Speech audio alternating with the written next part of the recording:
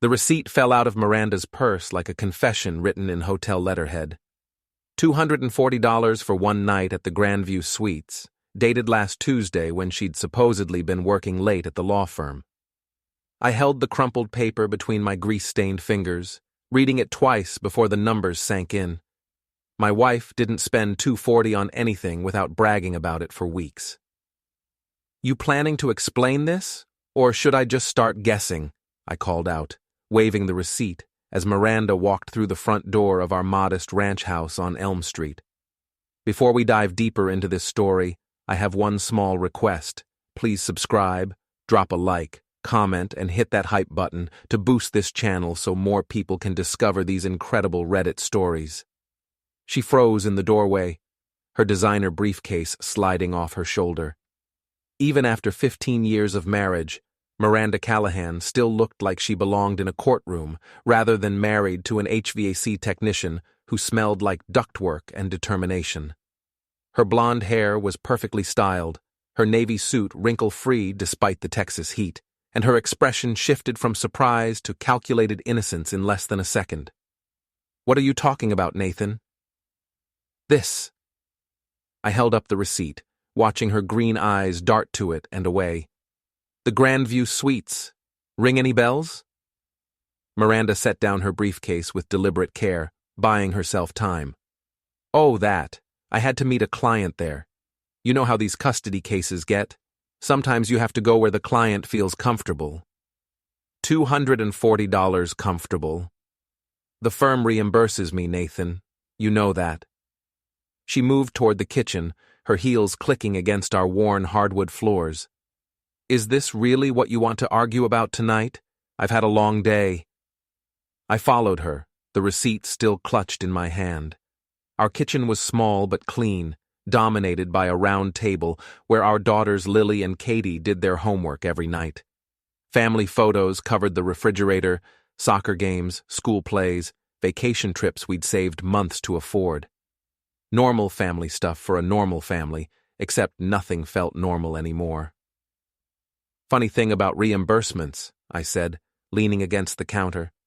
"Usually there's paperwork, client names, billing codes, you know, lawyer stuff." Miranda opened the refrigerator and pulled out a bottle of white wine, the expensive kind she'd started buying lately. "Since when do you care about my billing procedures?" "Since my wife started coming home at midnight smelling like cologne that isn't mine." The words hung in the air between us like smoke. Miranda's hand tightened on the wine bottle, and for a moment I thought she might actually tell me the truth. Instead, she poured herself a generous glass and took a long sip. "You're being paranoid, Nathan. I work with male attorneys all day. Of course I'm going to smell like cologne." Tom Reddick's cologne? This time she did flinch. Just a tiny movement, barely visible, but I'd been watching for it. Tom Reddick was Miranda's law school classmate, a trust fund baby who'd never worked a real job in his life, but somehow owned 3 luxury cars and a downtown condo. He'd been showing up at our neighborhood barbecues lately, always with some excuse about being in the area. "Tom's a colleague, Nathan. Nothing more." "Colleague who sends you flowers?" Those were from the office. The card said, "Thanks for last night, beautiful." Miranda set down her wine glass harder than necessary. "You're reading my personal mail now?" "It was sitting on our kitchen table." "You had no right." "I had no right?" I laughed, but there was no humor in it. "I'm your husband, Miranda. I live here. I pay half the mortgage on this place, and I damn sure have the right to ask questions when my wife starts acting like a stranger." "Acting like a stranger?" Miranda's voice rose, and I heard footsteps upstairs.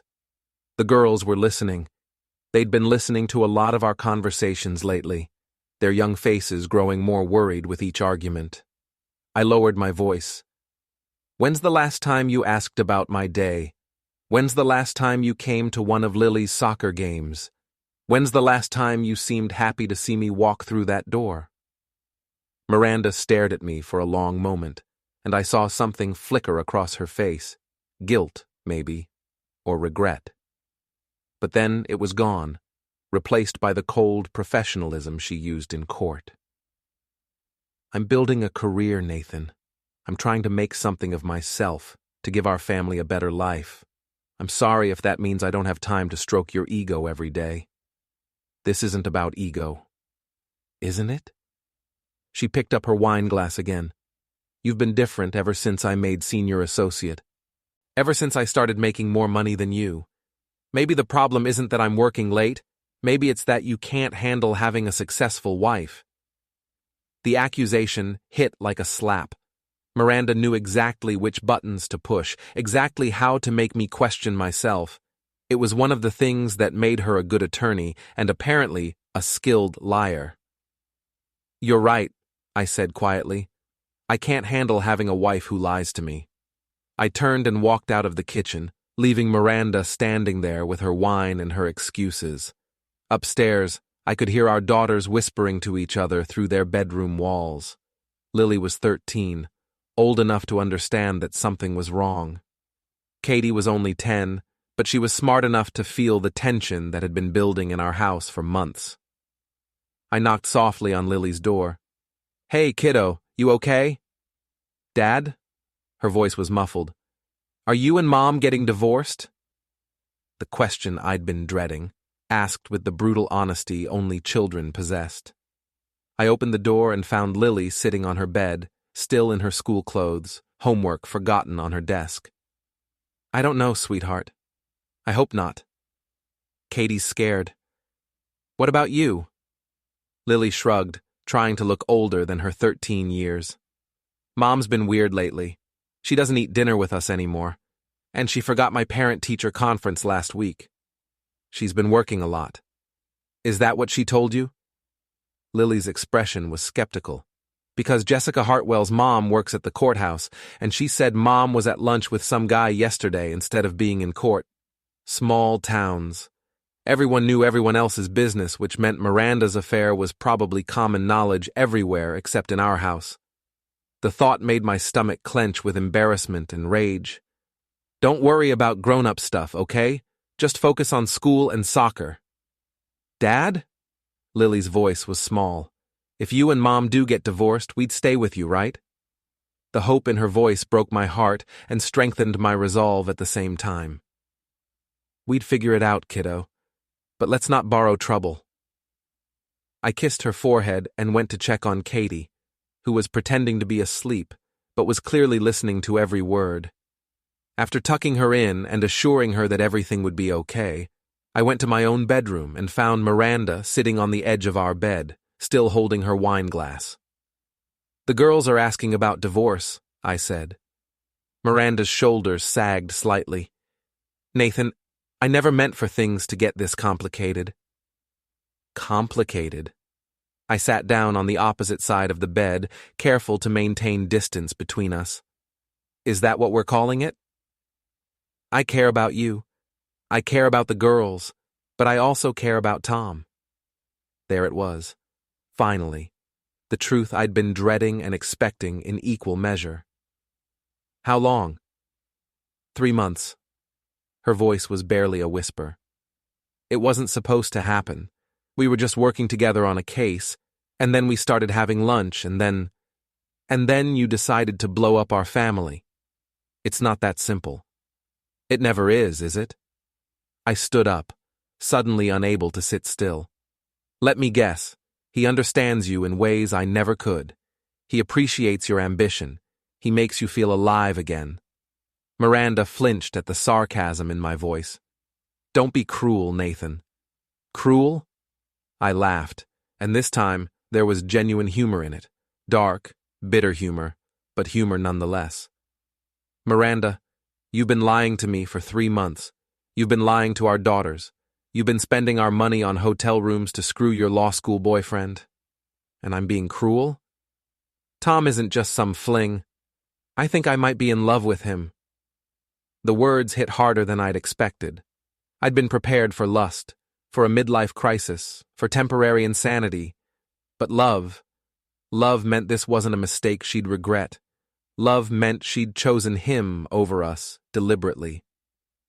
What do you want, Miranda? A divorce? I don't know. Maybe we could try counseling. With Tom in the picture? She was quiet for a long moment. I'm not ready to give him up. Then you've already made your choice. I grabbed a pillow and headed for the door. I'll sleep on the couch tonight. Tomorrow we figure out how to tell the girls that Mommy loves someone else more than she loves her family. Nathan, wait! But I was already gone, closing the bedroom door behind me and leaving Miranda alone with her wine and her guilt. Downstairs, I made up the couch and lay in the dark, listening to the house settle around me. Somewhere above me, my wife was probably texting her lover, telling him about our fight. Somewhere down the hall, my daughters were probably lying awake wondering if their world was about to fall apart. I stared at the ceiling and tried to figure out when exactly my life had become a country song. More importantly, I tried to figure out what I was going to do about it. Curtis Brennan had been my best friend since high school, back when we'd both been skinny kids with big dreams and no money. Now he was a retired police detective with a pension and a beer gut, and I was a 39-year-old HVAC tech whose wife was cheating on him with a trust fund brat. Some dreams just don't work out the way you plan.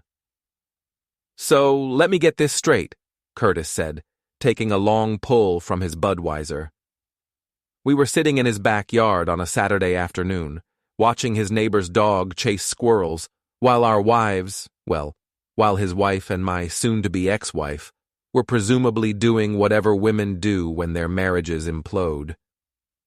Miranda's been banging this Tom character for 3 months, and now she wants to have her cake and eat it too? That's about the size of it. And this Tom guy, he's the one with the BMW who shows up at the neighborhood barbecues? The same. Curtis shook his head. I never liked that guy. Too slick. Too many teeth. Guys like that, they think the world owes them everything just because their daddy had money. Miranda seems to think he's worth throwing away 15 years of marriage. Miranda's thinking with her lady parts instead of her brain. Happens to the best of them. Curtis finished his beer and reached for another. Question is, what are you going to do about it? I don't know. Lawyer up, I guess. Fight for custody of the girls. That's one option. But lawyers are expensive and divorce court is a crapshoot, especially when your wife is a lawyer herself and knows all the tricks. I'd been thinking the same thing. Miranda had connections in the legal community, friends who owed her favors, colleagues who'd take her side just because they worked together. Meanwhile, I had a high school diploma and a toolbox full of wrenches. So, what's the alternative? Curtis grinned, and I recognized the expression from our teenage years when he was about to suggest something that would either be brilliant or get us arrested. You ever hear the phrase, revenge is a dish best served cold? Curtis, I'm not going to do anything illegal. Who said anything about illegal? I'm talking about good old-fashioned public humiliation, making sure everyone in town knows exactly what kind of people Miranda and her boyfriend really are. I'm listening. See, the thing about cheaters is, they think they're smarter than everyone else. They think they can keep their little secret forever, live in both worlds, have everything they want without consequences. But secrets have a way of coming out, especially in a town this size. Curtis leaned forward, his expression serious. I still got friends in the department, friends who owe me favors, and I got friends in other places too, the courthouse, the newspaper, the country club where Mr. BMW probably plays golf. Information flows both ways in this town, Nathan. Sometimes it just needs a little help flowing in the right direction. What kind of information? Well, for instance, did you know that Tom Reddick's been living off his trust fund for the past 5 years? Claims to be an entrepreneur, but he's never actually started a business, just throws money around and pretends to be important. How do you know that? Because I asked around. Amazing what people will tell you when you buy them a drink and act interested in their problems. Curtis pulled out his phone and scrolled through his contacts. I also know that Miranda's been telling people at the law firm that you're emotionally abusive, setting up her exit strategy, making herself look like the victim. The news hit me like a punch to the gut. She said what? Easy, partner. That's just information. The question is what we do with it. What do you mean? Curtis's grin widened.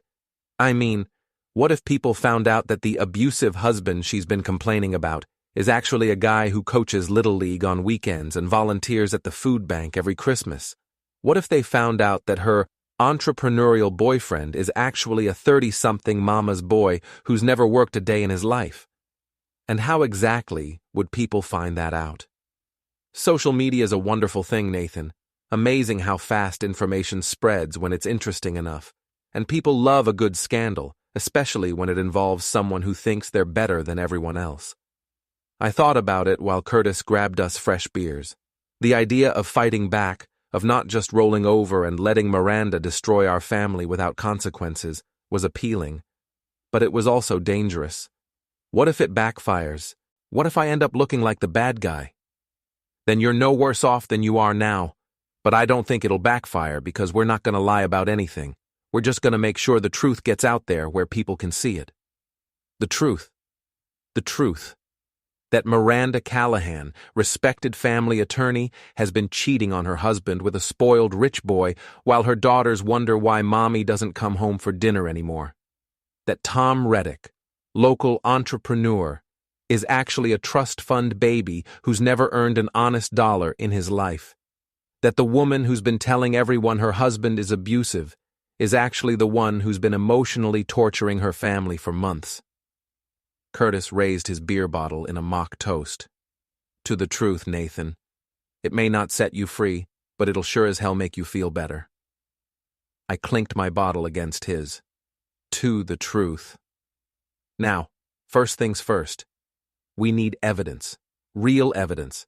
Not just suspicions and hotel receipts. What kind of evidence? Photos, text messages, documentation of where they've been and when. The kind of stuff that'll hold up in divorce court and look real convincing on social media.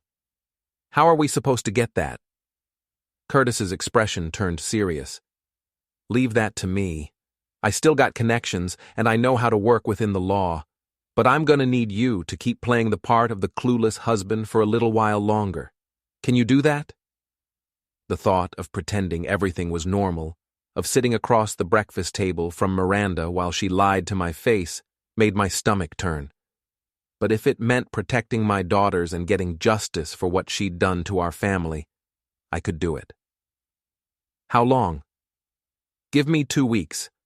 By then we'll have enough ammunition to blow up their little love affair in spectacular fashion. And then what? Curtis's grin turned predatory. Then we give them exactly what they deserve. That night, I went home to find Miranda cooking dinner. Actually cooking, not just reheating takeout. She'd changed into jeans and a t-shirt, tied her hair back in a ponytail, and was standing at the stove making spaghetti sauce from scratch. It was such a normal scene, so reminiscent of our early years together, that for a moment I almost forgot about Tom Reddick and hotel receipts and 3 months of lies. Smells good, I said, hanging my keys on the hook by the back door. I thought we could eat as a family tonight. The girls are doing homework upstairs. That sounds nice. Miranda turned to face me, and I saw something in her expression I hadn't seen in months. Uncertainty. Vulnerability. Nathan, about last night. About what I told you. I think maybe I was confused. Confused. Tom and I were just friends. Good friends maybe, but nothing more. I think I got caught up in the excitement of working with someone new. Someone who understood the legal world. I nodded, keeping my expression neutral. I see. I want to work on our marriage. I want to try counseling, like I mentioned. I think we can get through this. It was a good performance. If I hadn't spent the afternoon with Curtis, if I didn't know about the lies she'd been telling at work, I might have believed her. Hell, part of me wanted to believe her. 15 years of marriage doesn't die easily, even when it's been poisoned by betrayal. What about Tom? What about him? Are you going to keep seeing him? Working with him? Miranda hesitated just long enough to confirm that Curtis was right. She was playing both sides, trying to keep her options open. We work at the same firm, Nathan. I can't exactly avoid him completely, but I can maintain professional boundaries. Professional boundaries. Yes. No more lunches, no more personal conversations. Strictly business. I walked over to her and put my hands on her shoulders, looking into her green eyes and seeing the lies swimming just beneath the surface. I love you, Miranda. I want to save our marriage, but I need to know you're committed to making this work. I am. Completely. Good. I kissed her forehead, tasting the lie on her skin. Let's call the girls for dinner. Over spaghetti and garlic bread, we played the part of a normal family. Miranda asked Lily about her upcoming soccer tournament. I helped Katie with her math homework. We discussed weekend plans and grocery lists and whether we should repaint the living room. It was all very domestic and civilized and completely false. But the girls smiled more than they had in weeks, and that made the performance worthwhile. Whatever happened between Miranda and me, Lily and Katie deserved to have a few more normal family dinners before their world changed forever. After the girls went to bed, Miranda and I sat on the couch watching a movie neither of us was really interested in. She curled up next to me like she used to, her head on my shoulder, her hand resting on my chest. It felt familiar and strange at the same time. I missed this, she said softly. Me too. Do you think we can really fix things? I looked down at her, at the woman I'd loved for 15 years, the mother of my children, the person I'd trusted more than anyone else in the world, and I lied as smoothly as she had. I think we can try. Curtis's plan began to bear fruit exactly 1 week later, when Miranda's friend Brandy Peterson made the mistake of thinking she was smarter than everyone else at the monthly neighborhood book club meeting. I wasn't supposed to be there, of course.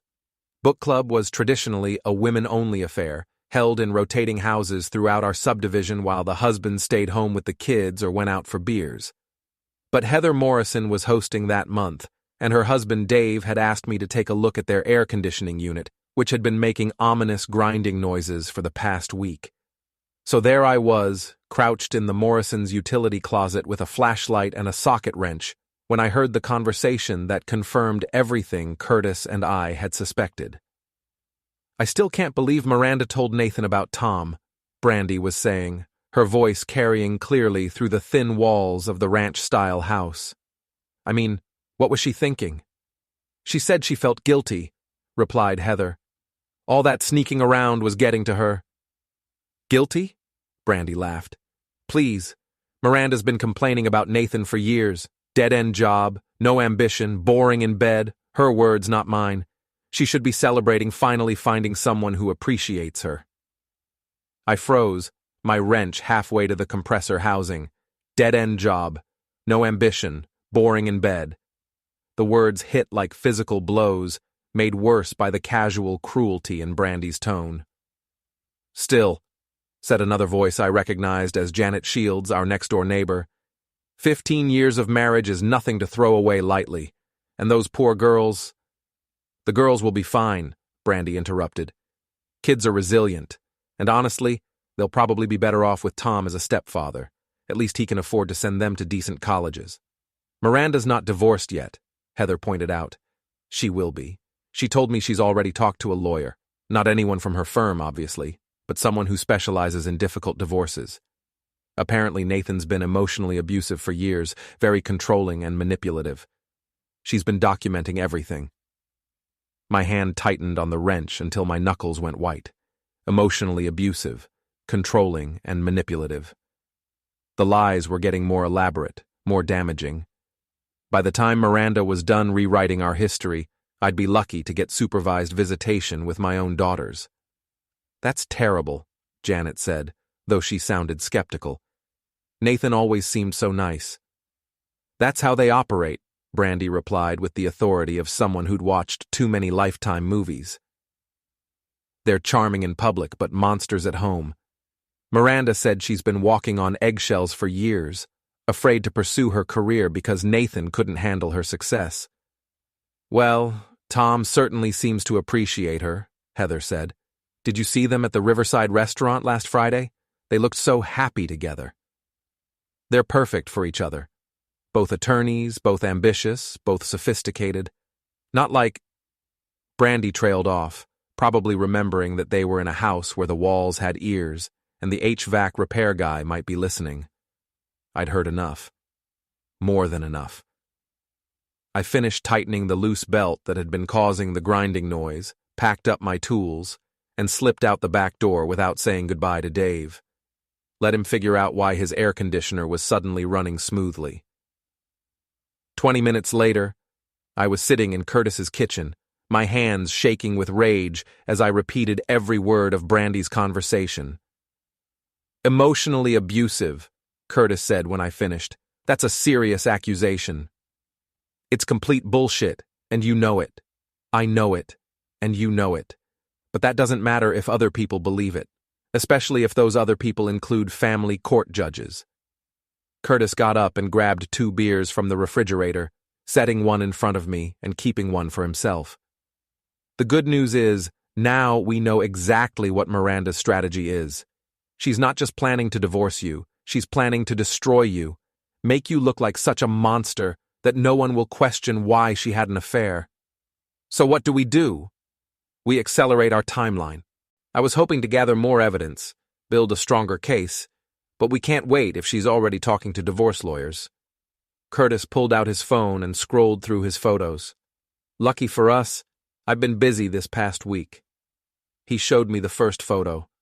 Miranda and Tom Reddick having lunch at an upscale restaurant downtown, their hands intertwined across the table, both of them laughing at some private joke. The timestamp showed it was taken 3 days ago, right around the time Miranda was promising me she'd maintain professional boundaries. "How did you get this?" "I know a guy who knows a guy. Private investigator, very discreet, very good with a telephoto lens." Curtis swiped to the next photo. Miranda and Tom entering the Grandview Suites, the same hotel from the receipt I'd found. Then another. The 2 of them, in Tom's BMW, pulled over at a scenic overlook outside town, clearly in the middle of a passionate embrace. "There's more," Curtis said, swiping again. "Bank records showing Tom's been paying for fancy dinners, hotel rooms, even a weekend trip to Austin that Miranda told you was a legal conference." "How did you get bank records?" "I didn't. But Tom's not exactly discreet about his spending habits, and people talk, especially restaurant servers who remember big tippers and couples who can't keep their hands off each other." Curtis set down his phone and looked at me seriously. "Nathan, what I'm about to show you is going to hurt. But you need to see it, because it shows just how little respect Miranda has for you and your marriage." He pulled up a text message thread, screenshots that someone had forwarded to him. The contact name at the top read, Miranda Work, but the messages were anything but professional. "I can't wait to be done with this charade," read the most recent message. "Playing the loving wife is exhausting. Anne actually believed me when I said we were just friends. Sometimes I think he's even dumber than I thought." The response from Tom was equally cruel. "Just a few more weeks, babe. Once the divorce is final, we can stop pretending. Your daughters will adjust. Kids always do. And Nathan will probably be relieved to have someone else take care of you. God knows he's not man enough for the job." Miranda's reply made my stomach turn. "You're right. I should have done this years ago. I wasted so much time trying to make him into something he's not. At least now the girls will have a real role model in their lives." I set down the phone, afraid I might throw it across the room. "Where did you get these?" "Tom's been showing them around, bragging to his buddies about stealing another man's wife. One of those buddies happens to owe me a favor from way back." Jesus Christ.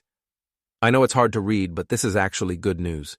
These messages prove that Miranda's been lying about wanting to save the marriage.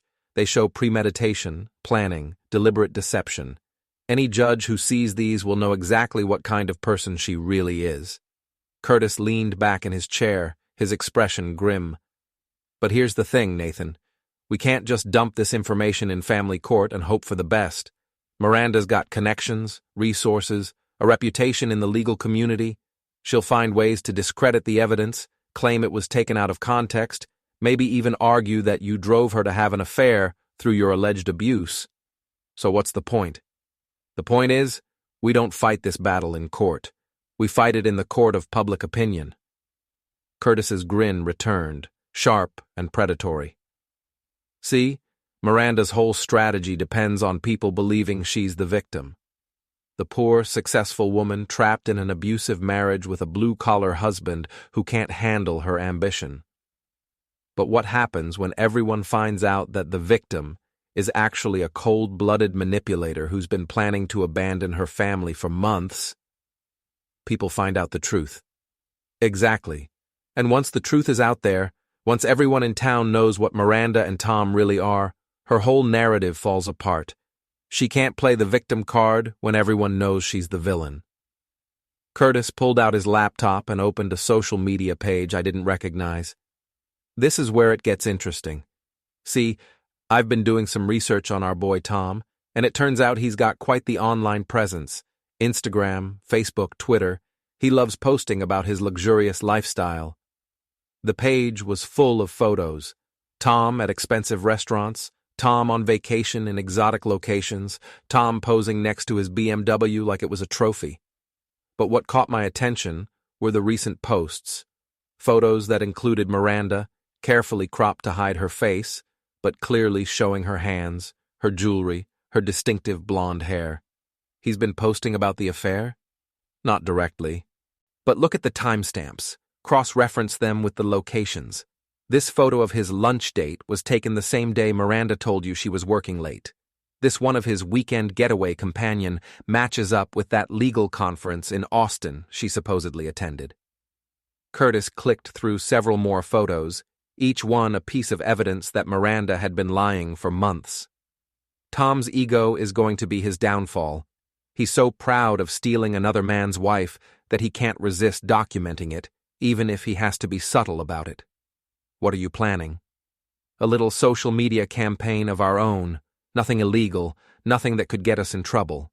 Just making sure the right information gets to the right people at the right time. Curtis opened another browser window, this one showing a Facebook group for our neighborhood association. Amazing how fast gossip spreads in a community like this, especially when it's backed up by photographic evidence.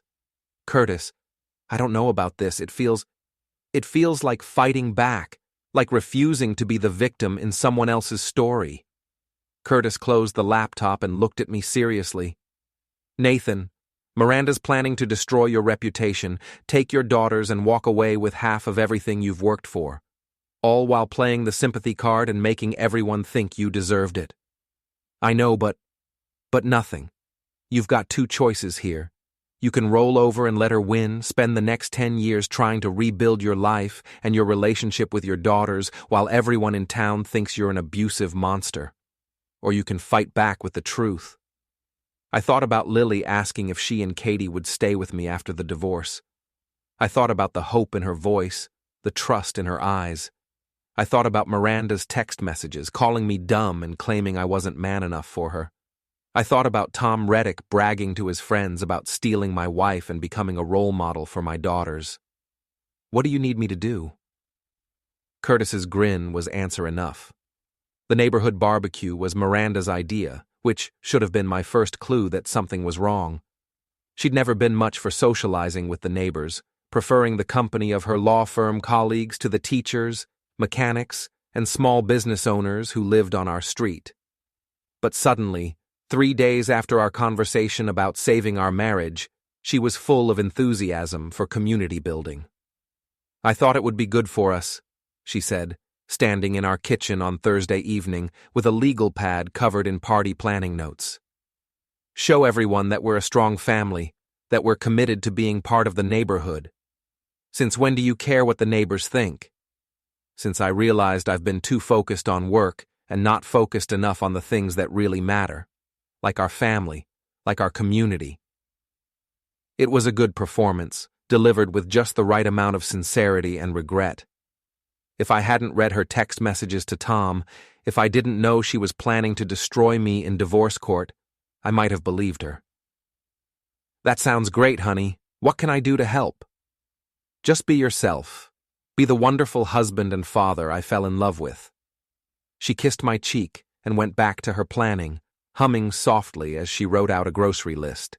It was such a perfect picture of domestic contentment that I almost felt guilty about what Curtis and I had planned. The barbecue was scheduled for Saturday afternoon in our backyard, which meant I spent Friday evening cleaning the pool and setting up tables while Miranda prepared side dishes and coordinated with the neighbors about who was bringing what. By Saturday morning, our modest ranch house looked better than it had in months. "This is nice," Lily said, helping me arrange lawn chairs around the pool. "It feels like the old days, when you and Mom used to have parties." "Yeah, it does." "Are things getting better? Between you and Mom, I mean." I looked at my 13-year-old daughter, so serious and worried, and wished I could give her a simple answer. "We're working on it, kiddo." "Good.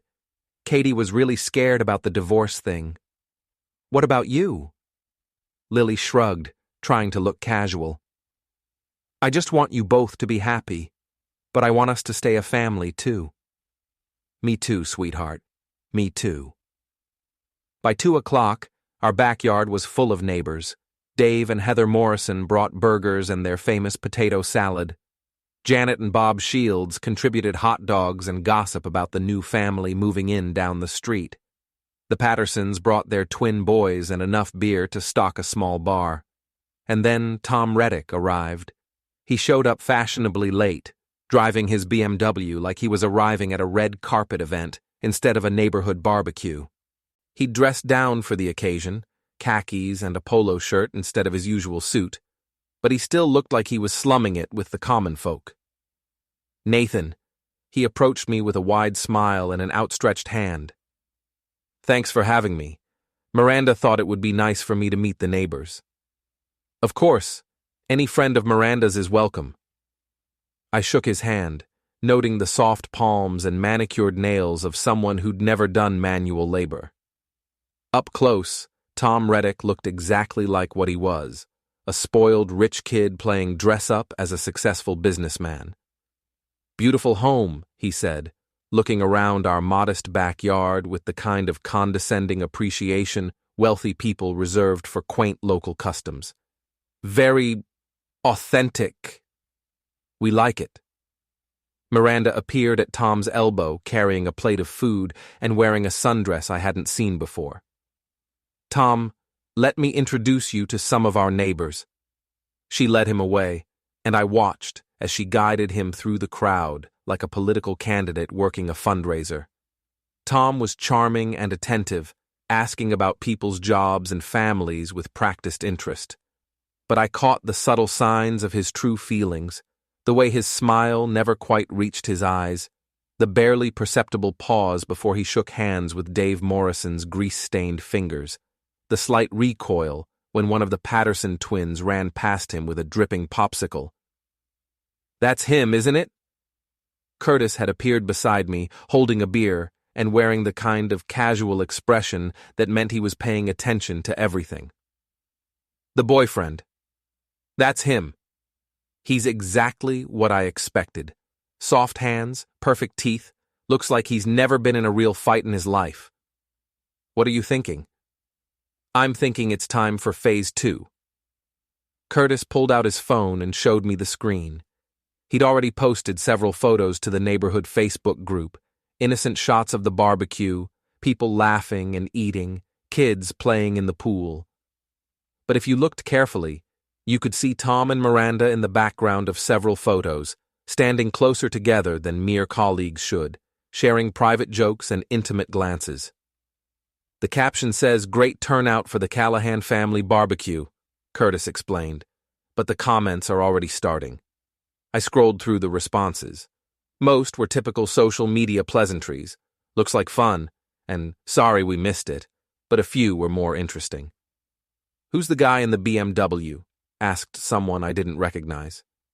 "That's Tom Reddick," Brandy Peterson had replied. "He works with Miranda at the law firm." "He seems very friendly," came the response. Curtis grinned. "Seeds, Nathan. We're planting seeds." The afternoon progressed normally until Tom made his first mistake. He'd been drinking steadily, not enough to be obviously drunk, but enough to lower his guard. When Dave Morrison started complaining about his property taxes, Tom laughed and made a comment about how he'd just bought a new condo downtown and barely noticed the tax bill. "Must be nice," Dave said with a slight edge to his voice. "What kind of business are you in?" "I'm an entrepreneur. I invest in various ventures, look for opportunities in emerging markets." "What kind of ventures?" Tom's answer was vague and full of business school buzzwords that didn't actually mean anything. I watched Dave's expression grow more skeptical with each meaningless phrase. Dave Morrison might work with his hands for a living, but he wasn't stupid, and he recognized bullshit when he heard it. "Sounds fascinating," Dave said dryly. "You must work long hours." "Actually, I set my own schedule, one of the advantages of being your own boss. That explains why you're free for afternoon barbecues on Saturday." The comment hung in the air like smoke. Tom's smile faltered slightly, and I saw Miranda tense beside him. She'd caught the subtle challenge in Dave's tone, the implication that a successful businessman should be too busy to spend Saturday afternoons at neighborhood parties. "I believe in work-life balance," Tom replied, but his voice had lost some of its confidence. "Good for you," Dave said, then turned to me. "Nathan, thanks again for fixing our AC. Sarah says it's been running perfectly all week." The contrast was deliberate and devastating. Dave had just reminded everyone that I was the kind of person who helped his neighbors solve their problems, while Tom was the kind of person who showed up uninvited to eat their food and brag about his money. Tom's second mistake came an hour later, when he offered to help carry dirty dishes into the kitchen. It was clearly meant to be a helpful gesture, but Tom had obviously never cleared a table in his life. He held the plates awkwardly, like he was afraid of getting his hands dirty, and when Lily offered to help, he waved her away with a patronizing smile. "That's okay, sweetheart. This is grown-up work." The comment was innocent enough, but it revealed something important about Tom's character. He talked down to children, dismissed their offers to help, treated them like inconveniences rather than people. And everyone noticed. "Lily's been clearing tables since she was 8, Janet Shields said coolly. "She's quite capable of grown-up work." "Of course she is," Tom backtracked quickly. "I just meant—" "We know what you meant," Bob Shields interrupted, and his tone suggested that Tom had just made an enemy. But Tom's biggest mistake came near the end of the party, when most of the neighbors had gone home and only a few close friends remained. He'd been drinking steadily all afternoon, and the alcohol had made him careless. When Miranda went inside to get more ice, Tom pulled out his phone and started showing Curtis and me photos from his recent trip to Austin. "Amazing city," he said, swiping through pictures of expensive restaurants and luxury hotels. "I took a friend there last weekend. Had the most incredible time." He showed us a photo of 2 wine glasses on a hotel balcony, the Austin skyline glittering in the background. Then another of a woman's hand holding a champagne flute, her wedding ring clearly visible. "Beautiful view," Curtis said neutrally. "The company was even better," Tom replied with a knowing smirk. It was exactly the kind of arrogant slip Curtis had been hoping for. Tom was so proud of his conquest, so confident in his superiority, that he couldn't resist bragging about it, even to the husband of the woman he was sleeping with. "Your friend has good taste in jewelry," I said, pointing to the wedding ring in the photo. Tom's smile faltered as he realized what he'd revealed. "Oh, that's just what?" But before Tom could answer, Miranda returned with the ice, and the moment passed. Tom quickly put away his phone and made excuses about needing to leave, but the damage was done. Curtis had captured a screenshot of the photo, and we both knew exactly what we were looking at.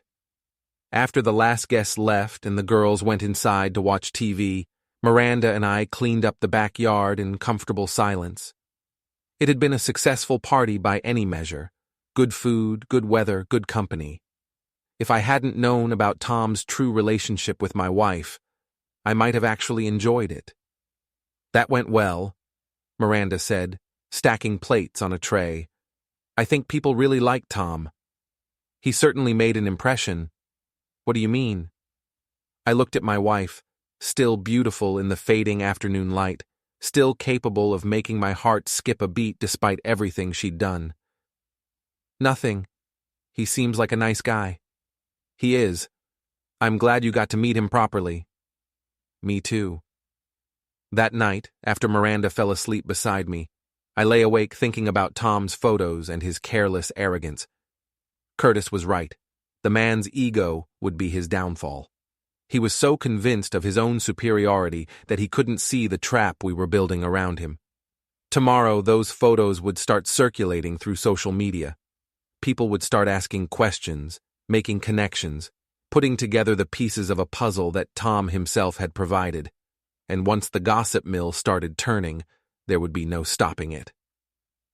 I thought about Lily asking if things were getting better between Miranda and me. I thought about Katie's fears of divorce and broken families. I thought about 15 years of marriage and 2 beautiful daughters and a life that had been good until ambition and selfishness had poisoned it. Then I thought about Miranda's text messages calling me dumb and worthless. I thought about her plans to destroy me in divorce court. I thought about Tom Reddick bragging about becoming a role model for my daughters. And I smiled in the darkness because justice was coming, and it was going to be beautiful.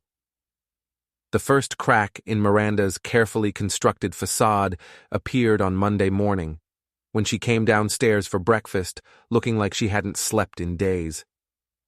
"Everything okay?" I asked, looking up from my coffee and the morning paper. "Fine. Just tired." She poured herself a cup of coffee with shaking hands, spilling a few drops on the counter. "Long night at the office yesterday." "Yesterday was Sunday."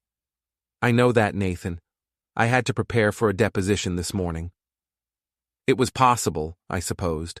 Miranda had worked Sundays before when big cases demanded it. But something in her voice, in the way she avoided eye contact, suggested that work wasn't what had kept her awake.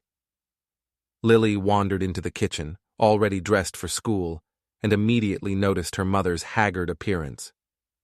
"Mom, are you sick?" "Just tired, sweetheart.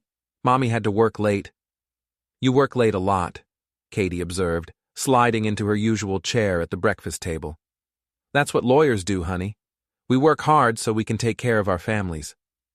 I watched this exchange with growing curiosity. Miranda was usually smoother than this, more in control of her emotions and her story. Something had rattled her, and I had a good idea what it might be. After the girls left for school and Miranda departed for her office, I called Curtis. "Please tell me you have good news," I said. "Better than good. Our little social media campaign is working exactly as planned." Curtis sounded positively gleeful, which meant someone was having a very bad day. Given Miranda's obvious distress that morning, I suspected I knew who. "What happened?" "Remember those photos Tom showed us at the barbecue? The ones from his Austin trip? The ones with Miranda's wedding ring clearly visible? Those are the ones. Well, it seems Tom posted a few of those pictures on his own Instagram account yesterday. Nothing too obvious, just some shots of the hotel, the restaurant, the city skyline. But if you look carefully at the background, if you know what you're looking for, people can see Miranda. People can see a blonde woman in expensive clothes wearing a very distinctive wedding ring. A wedding ring that several of your neighbors recognized from Saturday's barbecue. Curtis paused for effect. "The comments on those photos are quite entertaining. Would you like me to read you a few?" "Please." "Let's see. Beautiful view. Who's the lucky lady?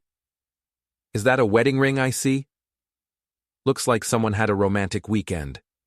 And my personal favorite, from your neighbor Janet Shields. Isn't that Miranda Callahan's ring? I'd recognize that setting anywhere. Her husband had it custom made for their anniversary." I felt a grim satisfaction settle in my chest. Tom's arrogance had finally caught up with him, and Miranda's secret was unraveling exactly as Curtis had predicted. "How many people have seen these comments?" "Well, Tom's Instagram is public, and Janet's comment has been shared to the neighborhood Facebook group. As of this morning, the post has over 200 views and climbing. People are starting to ask questions. What kind of questions? The kind that lawyers don't want people asking, like why Miranda Callahan was on a romantic weekend in Austin when she told everyone she was at a legal conference. Like why she's spending so much time with Tom Reddick when she's supposedly happily married. Like whether her husband knows about these cozy dinner dates and hotel stays. Curtis chuckled. I have to admit, I'm impressed by Tom's stupidity. Most people having affairs try to keep them secret. This guy's practically live tweeting his conquest. Miranda looked terrible this morning. Stressed, exhausted, like she'd been up all night. I'm not surprised. Her phone was probably ringing off the hook yesterday.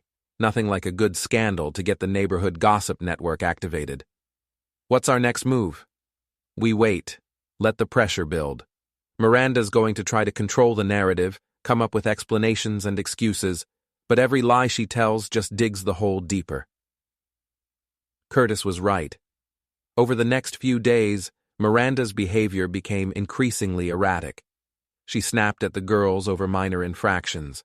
She worked even later hours, claiming urgent deadlines that couldn't wait. She started taking phone calls in private, speaking in hushed tones behind closed doors. The breaking point came on Thursday evening, when Miranda announced that she needed to attend another legal conference, this time in San Antonio. When? I asked, not looking up from the homework I was helping Katie with. This weekend, Friday through Sunday. That's 3 conferences in 2 months. Business must be booming. It's a specialized seminar on family law, very important for my career development. I nodded thoughtfully. Which hotel? What? Which hotel, in case there's an emergency with the girls? Miranda hesitated just long enough to confirm my suspicions. The Marriott downtown, but you can always reach me on my cell phone. Of course. That night, after Miranda had gone to bed, I called Curtis and gave him the details of her planned weekend trip. San Antonio, huh? Interesting choice. Why? Because Tom Reddick posted on Facebook this afternoon about taking a spontaneous weekend trip to visit the River Walk. Amazing coincidence, don't you think? Amazing. I think it's time to escalate things. Are you ready for the nuclear option? I thought about my daughters, about the lies Miranda was telling them, about the family she was planning to destroy for her own selfish desires. What did you have in mind? A little surprise party. Nothing illegal, nothing that could get us in trouble, just making sure the right people are in the right place at the right time to witness the truth. Curtis's plan was elegant in its simplicity. While Miranda and Tom enjoyed their romantic weekend in San Antonio, he and I would organize an impromptu neighborhood gathering at the local sports bar where everyone went to watch football games. Nothing formal, just a casual get-together where people could socialize and maybe share some interesting photos from social media. The beauty of it, Curtis explained, is that we're not doing anything wrong. We're just friends having drinks and conversation. If people happen to see certain photos on certain phones, if they happen to put 2 and 2 together about certain people's whereabouts, well, that's just the natural flow of information. And if Miranda finds out? How can she complain? She's the one who chose to have a public affair with a guy who documents everything on social media. We're just helping people connect the dots she and Tom have been drawing for months. Friday evening arrived with unseasonable warmth for October in Texas. Miranda packed her bags with unusual care, selecting outfits that were far too stylish for a legal conference, but perfect for a romantic getaway. She kissed the girls goodbye and reminded me about Katie's soccer game on Saturday, then drove away in her Honda Accord, supposedly heading for San Antonio and professional development. 2 hours later, Curtis and I were at Murphy's Sports Bar with a dozen of our neighbors, ostensibly watching the Rangers play the Astros, but actually conducting the most devastating character assassination in our subdivision's history. It started innocently enough. Dave Morrison mentioned seeing Miranda's car at the Grandview Suites the previous weekend, which was odd since she'd claimed to be working late at the office. Janet Shields shared some interesting observations about Tom Reddick's social media posts, particularly his habit of photographing expensive dinners with mysterious female companions. Then Curtis pulled out his phone. "You guys want to see something interesting?" he asked, opening Tom's Instagram account. Our boy Tom's been documenting his San Antonio trip in real time. The photos were damning in their obviousness. Tom at an upscale restaurant with 2 wine glasses on the table and a woman's purse visible in the background. Tom at the river walk, his arm around someone whose face was cropped out of the frame, but whose blonde hair and jewelry were clearly visible. Tom at what appeared to be a hotel bar, toasting the camera while a feminine hand holding a martini glass appeared at the edge of the shot. "Isn't that Miranda's bracelet?" Heather Morrison asked, squinting at the screen. "The silver one with the turquoise stones?" "Looks like it to me," Janet confirmed. "Her husband gave it to her for Christmas last year. I remember her showing it off at book club." "But Miranda's at a legal conference," Dave said slowly, "in San Antonio." The silence that followed was loaded with implication. Everyone in the bar understood what they were looking at, but no one wanted to be the first to say it out loud. Finally, Bob Shields cleared his throat. "Well, I suppose it's possible they're both in San Antonio for different reasons." "Possible," Curtis agreed. "Amazing coincidence, though." "Amazing," echoed Brandy Peterson, though her voice lacked its usual confidence. As Miranda's closest friend and biggest supporter, Brandy was in an awkward position. She'd been defending Miranda's marriage and attacking my character for months, but the evidence on Tom's phone was hard to dismiss. "There's more," Curtis said, swiping to Tom's Facebook page. "He's been pretty active on social media today." The Facebook posts were even more incriminating than the Instagram photos. Tom had checked in at several San Antonio locations throughout the day, each post accompanied by comments about his beautiful companion and perfect romantic weekend. He'd even posted a photo of champagne glasses on a hotel balcony, with the caption, "Nothing like a weekend getaway with someone special." "Jesus," Dave muttered. "He's not even trying to hide it." "Why should he?" Curtis asked. "As far as he knows, nobody's paying attention. Rich guys like Tom think they're invisible to people like us." "People like us?" "Working people. People who fix air conditioners and teach school and run small businesses. People who don't matter in his world." The conversation continued for another hour, with more photos, more evidence, more uncomfortable realizations about what Miranda and Tom had been doing behind everyone's backs. By the time we left Murphy's, the entire neighborhood knew the truth about Miranda's legal conferences and Tom's business trips. But the real damage was yet to come. Saturday morning brought a surprise visitor to my front door. Brandy Peterson, looking haggard and angry, clutching a printout of Tom's social media posts. "We need to talk," she said without preamble. "Come in." Brandy sat down at my kitchen table and spread out the printouts like evidence in a criminal trial. "How long have you known?" "Known what?" "Don't play dumb, Nathan. How long have you known about Miranda and Tom?" I poured myself a cup of coffee and sat down across from her. "A few weeks. Maybe a month." "And you didn't say anything?" What was I supposed to say? My wife's having an affair, but I can't prove it? Brandy stared at the photos, her expression cycling through anger, disappointment, and something that might have been shame. "She lied to me. She said you were the problem, that you were controlling and emotionally abusive. She said Tom was just a friend." I know what she said. All those times I defended her, all those times I told people you were the one who needed to change. Brandy's voice trailed off. God, I feel like such an idiot. You believed your friend. That's not idiotic. It is when your friend is a lying, cheating woman who's been playing you for months. The venom in Brandy's voice surprised me. Miranda had lost more than just her husband's trust. She'd lost her best friend's loyalty, and that betrayal cut deep. "What are you going to do?" Brandy asked. "I don't know yet." "Well, I know what I'm going to do. I'm going to make sure everyone knows exactly what kind of person Miranda really is." Brandy gathered up her printouts and stood to leave. At the door, she turned back to me with an expression of genuine regret. "I'm sorry, Nathan. I'm sorry I believed her lies about you. I'm sorry I helped spread them. You didn't deserve that." "Thank you. For what it's worth, I think you're handling this better than most men would." After Brandy left, I sat in my kitchen and contemplated the ruins of my wife's reputation.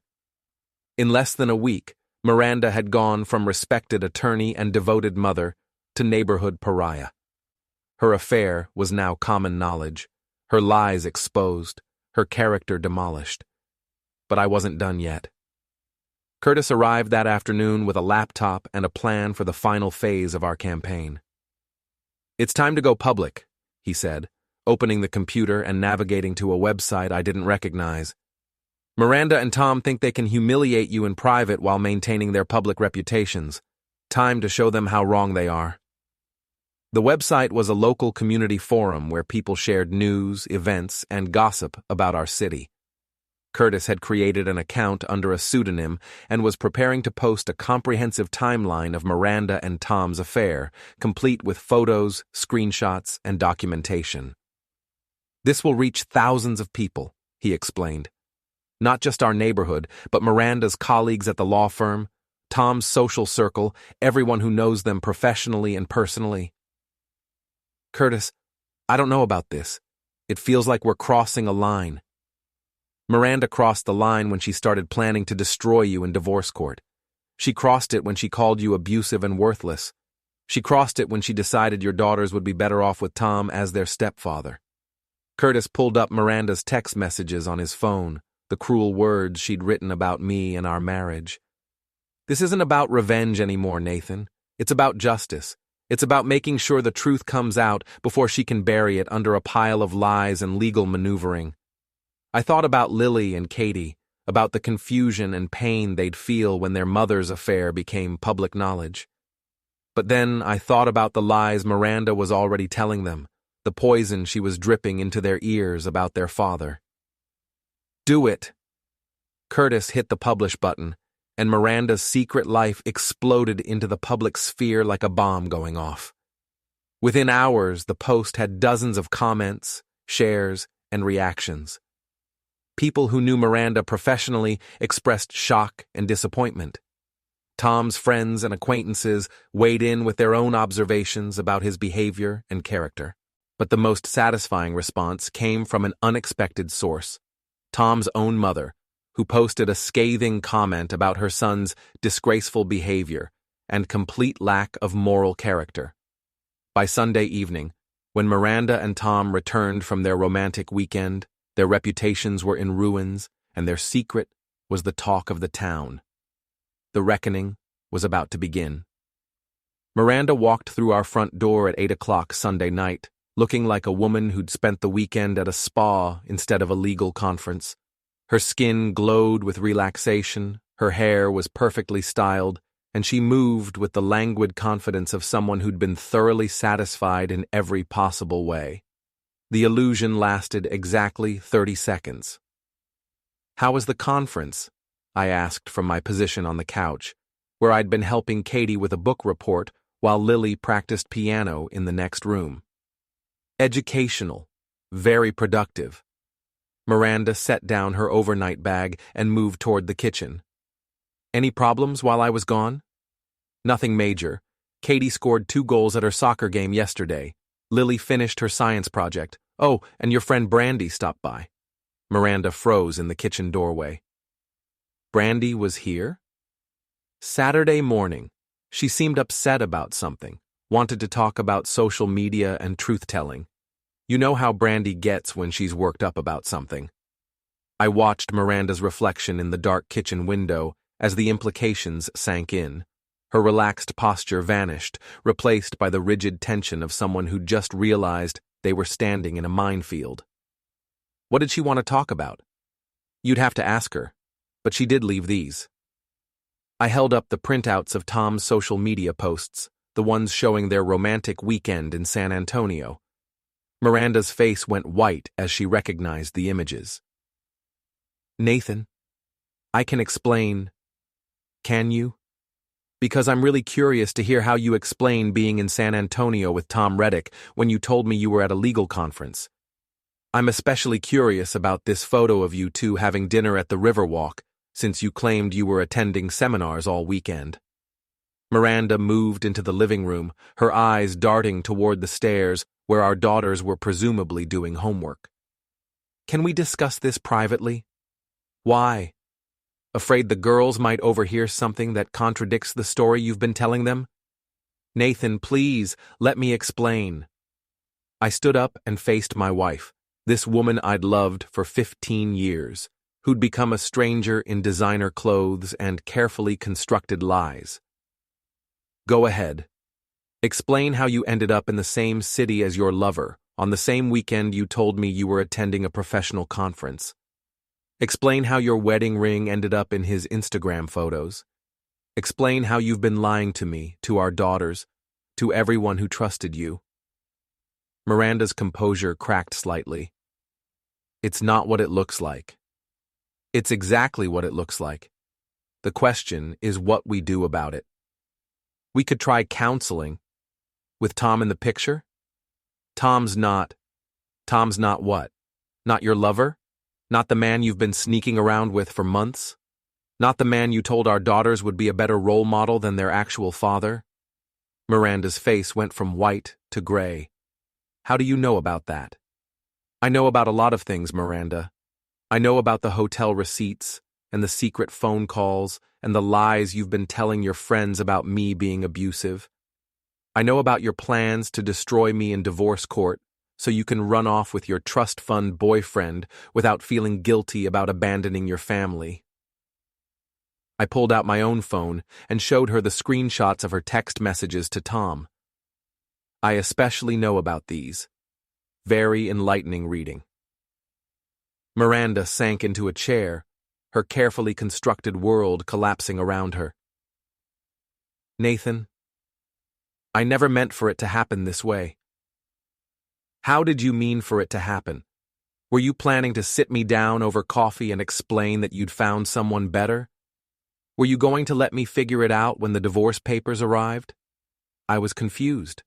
I didn't know what I wanted. You knew exactly what you wanted. You wanted Tom's money and status and excitement, but you also wanted to keep me around as backup in case things didn't work out. You wanted to have your cake and eat it too. Miranda looked up at me with tears in her eyes, and for a moment, I almost felt sorry for her. Almost. What happens now? Now you get to live with the consequences of your choices. What do you mean? I sat down across from her, close enough to see the fear in her green eyes. I mean, your secret's out, Miranda. Everyone knows about you and Tom. The neighbors, your colleagues, his family. Everyone. Your reputation is destroyed, your credibility is shot, and your plan to paint me as the villain has backfired spectacularly. You did this. You and Curtis. We didn't do anything except help the truth come to light. You and Tom did this to yourselves with your arrogance and stupidity. Miranda stood up abruptly, pacing to the window and back. This is going to ruin me professionally. The law firm has a morality clause. Maybe you should have thought about that before you started screwing your colleague. The girls are going to find out. Their friends, their teachers, everyone at school is going to know their mother is what? A cheater? A liar? Someone who abandoned her family for a man with a trust fund? Miranda whirled to face me, her grief transforming into anger. You bastard. You sanctimonious, self-righteous bastard. You think you're so perfect, don't you? The noble working man, betrayed by his ambitious wife. I think I'm a man who worked his ass off for 15 years to build a life with someone who threw it all away for excitement and status. I threw it away? Nathan, our marriage has been dead for years. We haven't been happy, haven't been in love, haven't even liked each other most of the time. I just had the courage to admit it and do something about it. By lying and cheating and planning to destroy me in court? By trying to find some happiness before it was too late? Miranda's voice rose, and I heard movement upstairs as the girls reacted to the sound of their parents fighting. Again. You want to know the truth, Nathan? The truth is that you're boring. You're predictable and boring and small, and I was dying inside being married to you. Tom makes me feel alive again. He makes me feel like I matter, like I'm more than just a wife and mother in a suburban house with a white picket fence. And what about Lily and Katie? Do they matter? Of course they matter. They're my daughters.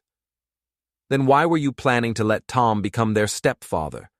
Why were you telling people they'd be better off with him than with me? Miranda's anger faltered. I never said that. You texted it to Tom. I have the screenshots. I was angry, I was frustrated. I said things I didn't mean. Or you said things you did mean, but never planned to admit out loud. The fight went out of Miranda like air from a punctured balloon. She sank back into her chair, looking older than her 35 years. What do you want from me, Nathan? I want you to move out. Tonight. Tonight? I want you to pack your bags and go stay with Tom or Brandy or whoever will have you. I want you out of this house so our daughters don't have to watch their mother lie to their faces anymore. You can't kick me out. This is my house too. Actually, I can.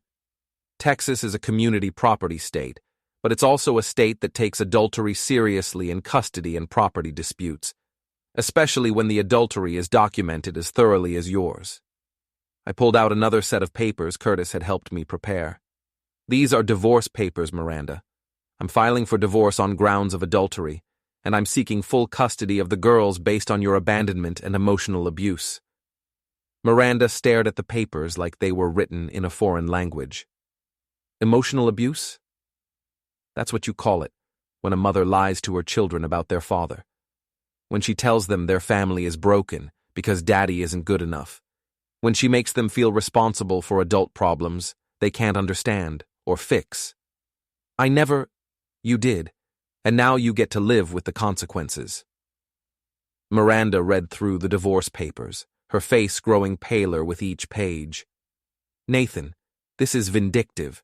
You're trying to take everything, the house, the girls, even my retirement account. I'm trying to protect my daughters from a mother who's proven she can't be trusted to put their needs ahead of her own desires. I love my daughters. I'm sure you do. But you love yourself more. Miranda set down the papers and looked at me with something that might have been respect. I underestimated you. Yes, you did. I thought you were weak, passive, someone I could manipulate and control. I know what you thought. But you're not, are you? You're actually quite ruthless when you need to be. I considered her words. I'm a father protecting his children. If that makes me ruthless, so be it. Miranda nodded slowly. What about Tom? What about him? Are you going to destroy him too? I smiled, and there was no warmth in it. Tom's destroying himself. I'm just helping him along. As if summoned by our conversation, Miranda's phone buzzed with an incoming call. The caller ID showed Tom's name, and Miranda looked at me questioningly. Go ahead, I said. Answer it. Miranda put the phone on speaker, and Tom's panicked voice filled our living room. Miranda, thank God. Have you seen the internet? Have you seen what people are saying about us? I'm looking at it now. It's everywhere. Facebook, Instagram, that community forum, even LinkedIn. People are sharing photos, making comments, calling me names. My mother called me a disgrace. My father's threatening to cut off my trust fund. Tom, calm down. Calm down. Miranda, I'm ruined. My reputation is destroyed. Nobody's going to want to do business with me after this. We'll figure something out. Figure what out? Everyone knows I was sleeping with a married woman. Everyone knows I helped break up a family. I look like a complete piece of shit. You are a complete piece of shit, I said loudly enough for the phone to pick up. There was silence on the other end of the line, then Tom's voice, much quieter. Nathan? Hello, Tom. Enjoying your 15 minutes of fame? Nathan, I want you to know that I never meant for things to go this far. Miranda and we just connected, and one thing led to another. Save it. I don't care about your feelings or your excuses. What do you want? Money? I can pay you. I don't want your money, Tom. I want you to disappear. I want you to stay away from my wife, stay away from my daughters, and stay the hell out of my life. And if I don't? Then you'll find out exactly how creative I can get when someone threatens my family. Tom hung up without another word, leaving Miranda and me alone with the wreckage of our marriage. He's scared, Miranda observed. He should be. Are you really going to keep coming after us? I looked at my wife, my soon-to-be ex-wife, and felt nothing but cold satisfaction. That depends on you. If you disappear quietly, take your lumps, and don't try to poison my daughters against me, then maybe I'll let sleeping dogs lie.